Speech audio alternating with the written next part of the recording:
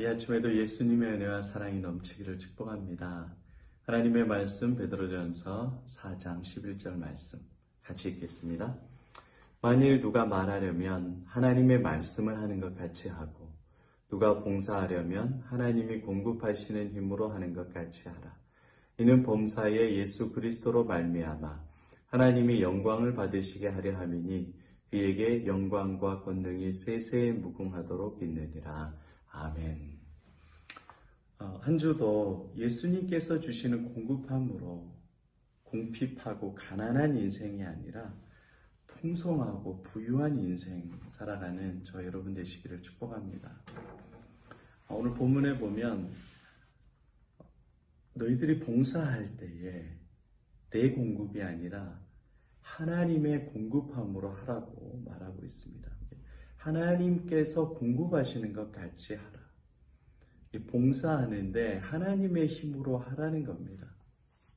이게 중요한 게 내가 봉사할 때 내 힘으로 하면 손해보는 것 같아요.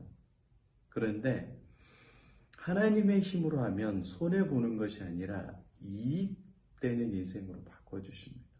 하나님께서 나에게 공급해 주시는 힘으로 봉사하면 가난해지는 것이 아니라 풍성한 인생으로 하나님이 만들어 주십니다. 여러분, 우리는 어떻게 하면 풍성한 삶을 살 것 같다고 생각하냐면 돈이죠. 돈이 있고 힘이 있으면 풍성하고 부유하고 행복한 삶을 살 것 같습니다. 돈 없으면 가난해지고 비참하고 처량한 인생을 살 것 같아요. 여러분, 그런데 정반대예요. 돈이 있어서 풍성한 것이 아니라 예수를 알면 풍성해집니다. 예수를 알면 풍부해집니다. 예수를 알면 인생이 행복해지고 담대해집니다. 반대로 예수를 모르고 돈만 추구하고 성공과 행복을 추구하고 살면 망해요. 비참해져요. 여러분, 최근에 몇 달 전인가요? 우리나라 세계 개인 재산 순위 2위 되시는 분이 돌아가셨어요. 하와이에서. 한때는 삼성의 회장, 부회장, 이재용 부회장보다 더 재산이 많았어요. 근데 평균적으로 우리나라 개인 재산 순위 2위였었던 모 N게임 회사의 회장님이 있습니다. 그분이 50대 젊은 나이에 하와이에서 돌아가셨어요. 자살로 추정이 됩니다. 돈도 우리나라에서 두 번째로 많은데 엄청난 영향력을 끼치는데 왜 그렇게 죽었을까? 결혼도 하고 자식도 있고 성공 가도를 달리고 있는데 인생의 외로움과 공허함을 이길 수가 없는 거예요. 그래서 결국엔 우울증으로 그렇게 생을 마감하게 됐죠. 돈이 많고 성공을 하고 파워가 있으면 행복할 것 같고 풍성할 것 같지만 그렇지 않아요. 마음이 굉장히 공허하고 답답하고 다른 염려가 몰려옵니다. 사람은 영적이고 또 마음을 가지고 있기 때문에 물질로 세상의 것으로 채워지지 않습니다. 채워지지 않아요. 근데 여러분, 대한민국이 아무것도 없었어요. 대한민국이 아프리카, 또 필리핀보다 더 가난했죠. 어떤 특정한 나라를 특정하는 게 아니라 우리나라가 엄청 가난했어요. 그래서 해외 원조를 받고 살아야만 했습니다. 전쟁을 경험하고 일제 치하에 있었고 완전 밑바닥이었습니다. 그런데 하나님께서 대한민국에 어마어마한 복을 주셨어요. 기독교가 들어오고 나서부터 대한민국이 부강해지는데 러시아, 중국, 일본과 대등한 만큼, 때로는 그들보다 더 뛰어난 만큼 풍성하게 대한민국이 부강한 나라가 되었습니다. 어떻게 그렇게 되었어요? 복음이 들어오고 나서부터 그렇습니다. 유교, 불교권의 나라가 있을 때는 대한민국은 작은 나라였어요. 그런데 부흥이 확산되고 나서부터 대한민국이 부강하게 됩니다. 하나님의 전적인 은혜죠. 불과 몇십 년 전만 해도 각 가정에 차가 있는 데가 많지 않았어요. 저 어렸을 때도 그랬습니다. 버스 타고 다녔죠. 버스도 귀했어요. 버스인데 50원, 80원 그 돈이 없어서 버스를 못 탔었어요. 그래서 차에서 유치원 때 버스 공짜로 타다가 돈 안 냈다고 막 울고 제 친구랑 그랬었는데 그 기억이 아직도 선명해요. 근데 지금은 각 집에 차가 있어요. 그냥 있는 것이 아니라 한 대, 두 대 있어요. 명절에 가면은 시골에 차가 두 대, 세 대, 네 대 있다니까요. 저희 시골에도 아버지 집에 경운기가 세 대, 네 대.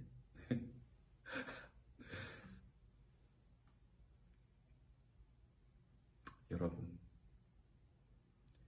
예수님이 각 가정에 오면 각 가정이 부유하게 됩니다. 또 물질적인 부유함만을 말하는 것이 아니라 영적으로, 마음으로 가정이 평안해지고 서로의 사랑과 우애가 깊어지고 용서하게 돼요. 왜냐하면 예수님이 임재하시기 때문에 그래요. 예수님이 공급해 주시기 때문에 그렇습니다. 여러분, 예수님께서 공급해 주시는 것은 우리를 구원해 주시고 우리를 살려 주시고 우리에게 은혜를 주시고 우리에게 풍성함을 주십니다. 천국의 부유함을 주셔요. 그리고 예수님께서 임재해 주시면 육체적으로도 가난하지 않는 인생을 살게 해주십니다. 예수님의 공급은 육체적으로, 심리적으로, 영적으로 전인격적입니다. 내뿐만이 아니라 가정과 나라를 풍성하게 공급해 주시는 분이 예수 그리스도십니다. 그래서 예수님을 만난 자들은 장애인이든 중풍병에 걸렸든 가난한 자든 죄가 많아서 창기와 세리이든 다 예수님으로 나는 가난한 인생입니다. 실패한 인생입니다. 우둔한 인생, 미련한 인생입니다. 그렇게 고백하는 사람 아무도 없어요. 나는 성공한 인생이고 나는 부유한 인생이고 나는 지혜로운 인생이고 내가 모든 것을 주님 안에서 할 수 있습니다. 예수님이 공급해 주시기 때문에 그런 인생으로 바뀌게 되는 거예요. 여러분의 인생을 생각해 보세요. 제일 인생이 비참하고 처량했을 때가 언제입니까? 정확히 제가 보여드릴게요. 예수님 없었을 때. 여러분의 인생은 가난했고 죄 가운데 있었고 시기와 질투와 괴로움과 어둠이었어요. 분명히 그럴 거예요. 반박 못합니다. 근데 여러분 예수님을 만났을 때는 어땠습니까? 그때는 위로받았고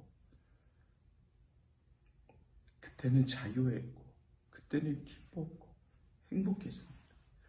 여러분이 자꾸 돈에 집착하고 자식에 집착하고 정치에 집착하고 미래의 꿈에 내 욕심에 집착을 하면 내 공급을 의지하는 거예요. 세상과 사람의 공급을 의지해서 비참하고 초라한 인생을 삽니다. 가난한 인생을 살아요. 그러나 나를 공급해 주시는 분이 예수님이시고 나를 풍성하게 만드시는 분이 예수님이라고 고백하면 여러분은 비참하고 초라한 인생이 아니라 어떠한 세상의 유혹과 시험에 흔들리지 않는 풍성하고 담대한 인생이 됩니다. 예수님이 여러분을 늘 버리지 아니하시고 공급해 주셔요. 지금 잠깐의 인생이 아니라 과거와 현재와 미래와 영원한 천국까지 넓게 여러분 바라보세요.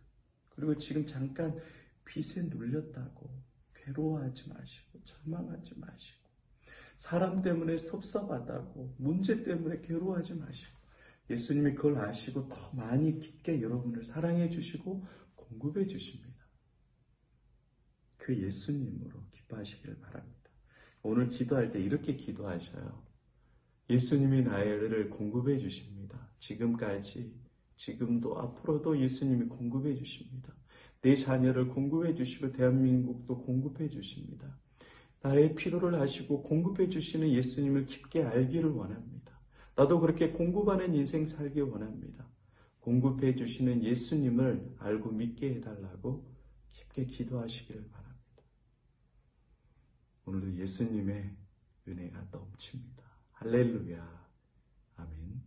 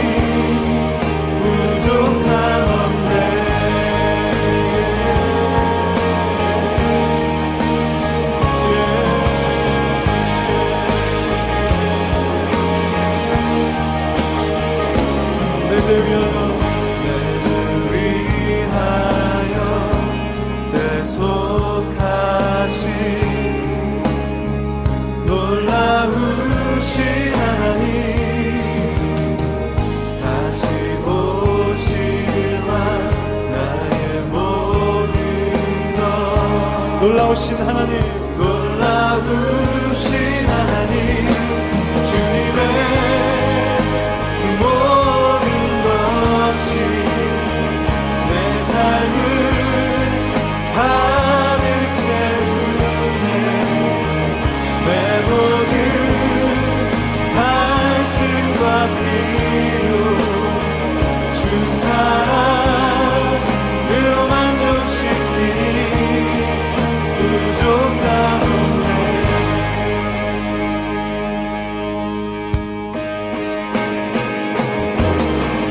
내가 원하는 모든 것보다 부족함 없는 나의 주님, 내가 말하고 하는 것보다 더욱더 놀라우신 주님, 내가 원하는 모든 것보다 부족함 없는 나의 주님, 내가 말하고 하는 것보다 더욱더 놀라우신 주님의 그 모든 것이 내 삶을 가득 채우네. 내 모든 갈증과 필요 주 사랑으로 만족시키니 주 사랑으로 주 사랑으로 만족시키니 주 사랑으로 주 사랑